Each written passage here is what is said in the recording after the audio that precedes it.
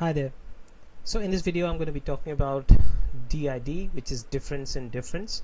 So this is a method which is known as quasi-experimental method. So what does it mean? How is it used? Let's get familiar with those first. So this is actually in the context of a test. So to be specific, an incrementality test. So if you are trying to suppose understand the incremental outcome, the incremental impact of any marketing campaign, suppose a branded search campaign, as will be the case in our little example here, you can actually carry out this this little test in a sense. So this is actually not a traditional test in the not a pure test in the traditional sense of the term, but some sort of a quasi experiment. Why is it quasi? Why is it not exactly a traditional experiment? Is because you are not doing the most important aspect of it, which is known as randomization or RCTs. Now, randomized control trials are very popular in the natural sciences or in medical sciences. It's far harder when it comes to social contexts like the social sciences and business studies, which we are doing here. So in that case, when you cannot randomize, by randomization is meant that in a test you will typically have, and you must have heard of it, there's a test group and a control group, and you assign users randomly. So that randomization process is very much an integral part of this entire thing, and if that's not done, the rest of the process kind of falls apart, and the estimates that will be generated from the test will be unreliable. So as an alternative to that, instead of relying on a randomization, which is a relatively difficult thing to do for technical reasons, I'm not going into the details of that, but if you are in marketing, for instance, most of my audience will be in marketing, you already know how hard that will be. You might be relying on some inbuilt tools of the ads platforms, suppose, but then again, how reliable they are, that will remain, that question will remain. And then there will be other platforms as well, which are not ads platforms or other channels. There is no proper method of actually running a test from within any platform. Suppose SEO, you want to understand the impact of SEO. How do you do that, right? So so yeah, in that case, incrementality should be tested or measured, should be established through quasi-experimental methods like DiD. So this is actually part of causal inference studies, which is becoming very popular these days, has been around for a while. So difference in difference is nothing but taking a certain difference, and we are going to look at that difference in this video, what difference we're talking about. So now that that the background has been established, let's actually look at the data set that we are talking about. So it's a very small data set. As you can see, this is only for explanation, for illustrative purposes. You will have a column called event date, and then you also have a column called revenue, and then you have group and intervention. So like I mentioned at the start, there's this concept of control and test, and that exists here as well. So you have a test group and a control group, and you are obviously taking some sort of action. So the whole point of this exercise is to measure the incremental impact of particular campaign or any kind of marketing activity or intervention, which will have a measurable effect. Now intervention is and group, in fact, both of these variables, as you can see, are what are called dummy variables, meaning that you will have binary outcomes. So it will be either in zeros or ones in each of these columns. So that's how you will have to fill it up. So intervention in this case is the intervention period. So whether or not it was in the post or pre-intervention period. So that's what it means. It can be renamed accordingly as well. So by the way, this is a dynamic sheet. So you will have to keep these column names actually in this format only. Otherwise, there's actually a script which is going on in the back end. So if you change the column names, if the script has to recognize the input data, then it has to be updated as well. So if you don't want to get into all the trouble, you just want to dump the data under these columns here. This is all that you require. So this is post-intervention or pre-intervention period. So if you look at the dates, let's go through one column at a time. So you'll see that this is first, second, third, fourth. So this is all 0 up to this point, right? So this is the pre-intervention period up to the 4th. So the intervention actually happens in the on the 5th, right? So these are the dates that are there. And group, by the way, is actually the treatment group or the control group. So it tells you whether or not it's the group that has been exposed to that intervention. So suppose you're running a branded search campaign, or you're increasing the budget of your branded search campaign, which was actually the test that was again, I keep using the word test, but remember, this is not a test in its proper sense, but we'll refer to it sometimes just for the ease of communication. So the group, if it is it has been exposed to that intervention of the campaign, then it will have 1. So that's the treatment group, and the control group will have 0. That's it. That's pretty much it. You will have to just have this data set in this format. Of course, again, it's a very small data set just for illustration, but this is the way you will have to organize this information. And then you obviously have the metric, which is going to be your metric of interest. What is the target variable? What is the outcome on which you are trying to understand the incremental impact? So that in our case is revenue. This could actually be new customer revenue as well. So that of course is becoming more and more important as we don't understand if the platforms are really adding to new customers, whether they're helping bring on or onboard new customers, or they're just sort of keep they keep spending your money on the returning customers or people who are already exposed to your business. So if you want to understand the overall incremental impact of a channel, of a marketing activity, of a particular channel, I wouldn't say so much. This is probably much better for a shorter period test. So that's how it should be used, and usually this is used as a sort of a complementary activity to a much larger activity like marketing mix modeling. So this will sort of complement an MMM rather than simply act as a substitute for the same. So hope it was clear up till this point. So you have event dates. Corresponding to that, you will have to enter the revenue for that date, which obviously will get from the store backend or any kind of CRM data source. And then you have whether or not it belongs to the treatment or control group, and then whether or not it belongs in the treatment or the pre-treatment or the post-treatment period. So for instance, if we take 1 and 0 here, it means that this date and this data point corresponds to the treatment group, but in the pre-intervention period. Okay, so this can also be drawn very easily. You can just take some of these columns and you can draw a chart, and that will give you the way the input data actually looks like. So once this has been done in this format, you can actually run this sheet, and by run I mean hit this little button here, and what this will do is it will do a little bit of calculation at the back end. So you'll just have to hit this, and once you hit this, it is already done here. So the output is already here. This is a sheet which is sort of an intermediate sheet. I could have easily hidden it from the output, but I've deliberately sort of kept it to make it more transparent. So this is basically linear regression that's being carried out, and now we actually come to the part that's of interest. So as you can see here, this is the entire period from starting from the pre-intervention to post-intervention. Again, a small data set, that's why only few data points, but you see this yellow line here, this corresponds to the control, and this red one here corresponds to the treatment.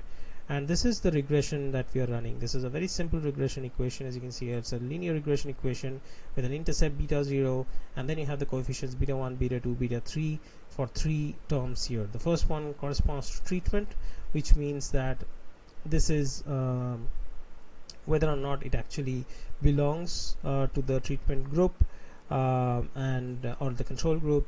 Post simply means whether or not it belongs to the post-intervention period or the pre-intervention period. Again, all of these will intake dummy variables, zeros and ones only, and then you have what is called an interaction term. So interaction effects are very important in regression, for multiple reasons, but in this case, this is our actual variable of interest, the treatment into the post. That itself has a coefficient beta 3, and that beta 3 actually is our our DiD effect, or the difference in difference estimate.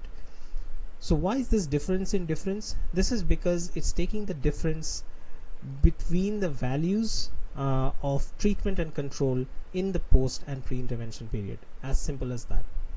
So it's like it's like the difference between treatment post-intervention minus treatment pre-intervention minus of control pre-intervention or post-intervention minus control pre-intervention. So that difference is giving you a difference of difference. As you can understand, it's a difference between two differences, and that is giving you a sort of an understanding of what would have happened had the intervention not happened. So this is the concept of counterfactual. So the counterfactual concept is actually very central to causal studies, and like I said, this is part of causal inference studies, and it's a very important concept. Again, it's not really new, but it's getting started to it's starting to get applied much more in fields like marketing, because of all the crisis that is happening with attribution and the regular touch-based tracking methodologies. They have their place still, but this is becoming much more important because of the advances that we are making towards post-touch sort of measurement methods of frameworks. So you can see that after running the regression, this sheet will also get generated automatically upon hitting this button here. So you have the variables like group, intervention, interaction, and an intercept. So each of these coefficients are important, but it's the interaction coefficient minus 320 which actually is the most important to us. It also gives us standard errors, which is very similar to standard deviation. It's it gives you an idea of how much it is deviating from a certain mean value, and then you also have the p-value. So the p-values actually give us standard rather the statistical significance. So for a certain statistical significance, you would expect the p-values to be at a certain level. So suppose for 95% confidence interval, you would expect the p-values, if it is statistically significant, to be either equal to or less than 0.05. So that is your confidence interval level or statistical significance. And you'll see that all of these, except for the intervention, which remember corresponds to the intervention period, that one is just slightly above statistical significance, but the others are all statistically significant. In fact, these values, as you can see, if I just hover over them or just click them once, you'll see that that there are far more numbers here after the first two decimal places. So they are not exactly zero, obviously, but they are very small numbers, almost tending towards zero, meaning that it's very very statistically significant. So of course this is a synthetic data set, but we are just showing the example here how you can use your own data. And this is the regression equation again, and we also have an error term, and this is we are also getting the standard errors from the analysis. So this is all going to be generated automatically except for the graph. Okay, so just wanted to make it clear that this sort of a graph is difficult to create in something like Google Sheets. So we are using I'm using AppScript at the back end in Google Sheets for the automation, but this chart is actually generated using Python. So if you need help with that, do let me know if you want to see how it's done, or you want to have a similar one for yourself for your own data. And there's also this interpretation. This also gets automatically generated. So the DiD estimate is minus 320. Let's just talk about it a little bit. So minus 320 means what? That you're intervening, and then your treatment group actually experiences a drop. So it's whatever you're doing, it's not working very well at all. It's giving you a negative impact. So it's minus 320. Okay, of course, again, I'll keep repeating myself, but yeah, this is synthetic data. So in most cases, it will probably be a very small positive value. But yeah, that's what you would want to see. You would want to look at what's the positive or what's the impact, and you would also want to look at whether or not it's statistically significant. So meaning the treatment group had a 320 unit smaller change post intervention compared to the control. And so here we have to understand one thing: what is the similarity between control and treatment? Both have this is also the underlying assumption of DiD, and it's very important, otherwise you wouldn't be able to take that as a control. So how does it work in practical terms? Suppose you have this branded search campaign, you have increased the budget by a certain amount, and you want to see its impact, whether or not it has an incremental impact, and if so, by how much. So you choose a control group, and the control group needs to satisfy a condition in order for it to be acceptable as a control group, as a control geo. So this can be two geos, for instance. Suppose you are exposing it to a certain region and you choose another control region, and these two regions, in terms of the metric that we are talking about in revenue, for instance, they need to follow what's called the parallel trends assumption. So the parallel trend assumption means that before the intervention, the trend levels should be the same. Okay, so it's not that they should be parallel, essentially, as much as possible. And you will see that if you just draw these two, you'll see that they are very parallel. And in fact, it's clear from this diagram also. If you look at the initial period here, they have a very parallel looking, they're very parallel, right? So that's the level, that's the trend level really. It's not the exact magnitude. As you can see, in terms of magnitude, they're very different, the control and treatment groups. That's fine, but the parallel trends assumption has been met, which is why it's okay to have this as a control group. Otherwise, the entire estimation with DiD kind of falls apart. So any calculation comes with its own sort of assumptions, but it's much better, if you ask me, than something like what the inbuilt tools from Facebook, for instance, or other platforms are giving. Like they have come up with something called incremental attribution. Take it with a pinch of salt, take it with a bag of salt, I don't know, because you have no idea what they're doing, right? It's a complete black box.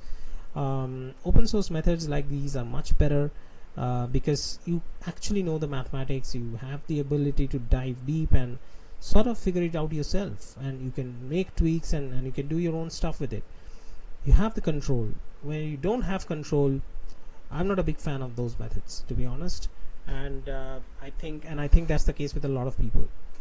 But anyway, that's the whole idea behind it, and there's this assumption that I now made you aware of, and it's important to keep that in mind.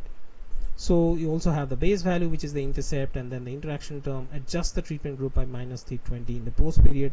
That's a DiD effect. Remember, that's what I just said. So the coefficient with respect to the interaction term. So you can read up the interpretations here. Very simple sheet. I've tried to keep it as minimal and as simple as possible.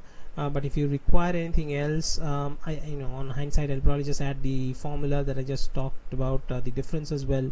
And yeah, you can take a look at that. If you have any other question, if you have questions about applying this in your case, leave a comment or feel free to ask the questions. I'll be more than happy to answer. And yeah, thanks for watching. That's all there is for now. But I will be following up with more case studies or more applications of this or similar other techniques. So yeah, do hit the subscribe button for more videos on this kind of topic, and keep following me on LinkedIn. Thanks for watching. See you next time.